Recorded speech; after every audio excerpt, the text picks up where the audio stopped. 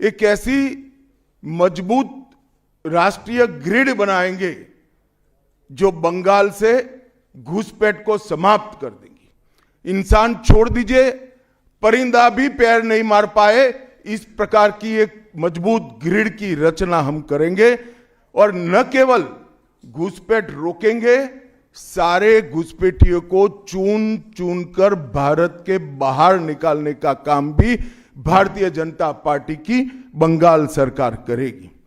आज ममता बनर्जी के नेतृत्व में भ्रष्टाचार के कारण पूरे बंगाल का विकास एक प्रकार से थम गया है।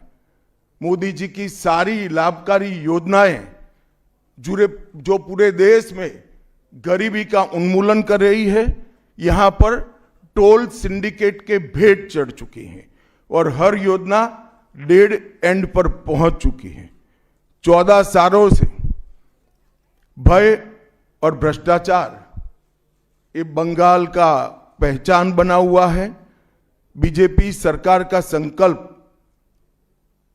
15 अप्रैल 2026 के बाद जब भाजपा सरकार बनेगी, बंग गौरव, बंग संस्कृति, उसके पुनर्जागरण की हम फिर से शुरुआत करेंगे।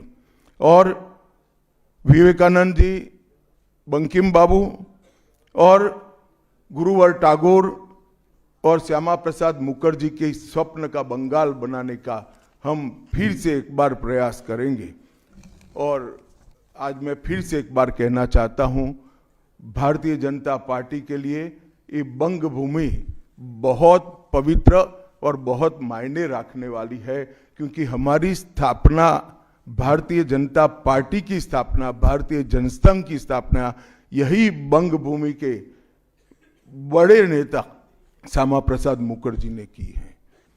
मित्रों, जहां पर भी बंगाल में जाते हैं, पूरे बंगाल की जनता घुसपैठियों से त्रस्त है।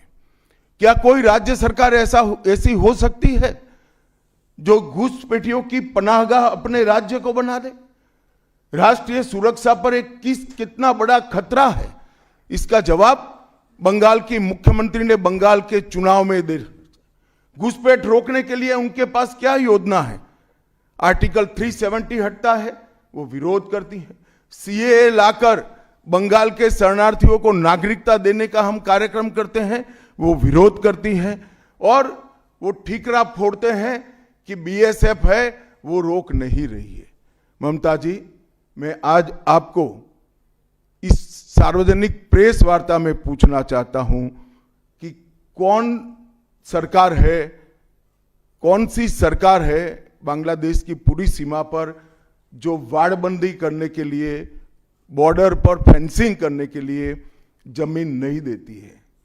अगर आप जवाब न दे पाए तो मैं ही देता हूं, आपकी ही सरकार है जो जमीन नहीं देती है, जिसके कारण फेंसिंग का काम समाप्त नहीं होता है। फिर भी भौगोलिक रूप से कठिन सीमा पर से कोई घुस कर आता है तो कहां जाता है? सबसे पहले बंगाल के गांव में जाता है। आपका पटवारी क्या कर रहा है? आपका थाना क्या कर रहा है? क्यों इसको अरेस्ट नहीं किया जाता? क्यों उस पर केस दर्ज नहीं होता? क्यों इसको वापस भेजा नहीं जाता? जवाब है क्या आपके पास? क्या बंगाल की मुख्यमंत्री जवाब दे सकती है कि असम में घुसपैठ क्यों बंद हो गई? त्रिपुरा में घुसपैठ क्यों बंद हो गई? गुजरात और राजस्थान की बॉर्डर पर घुसपैठ क्यों नहीं होती है? पंजाब की बॉर्डर पर घुसपैठ क्यों नहीं होती है? कश्मीर की बॉर्डर पर घुसपैठ क्यों नहीं होती है? सिर्फ बंगाल में क्यों होती है?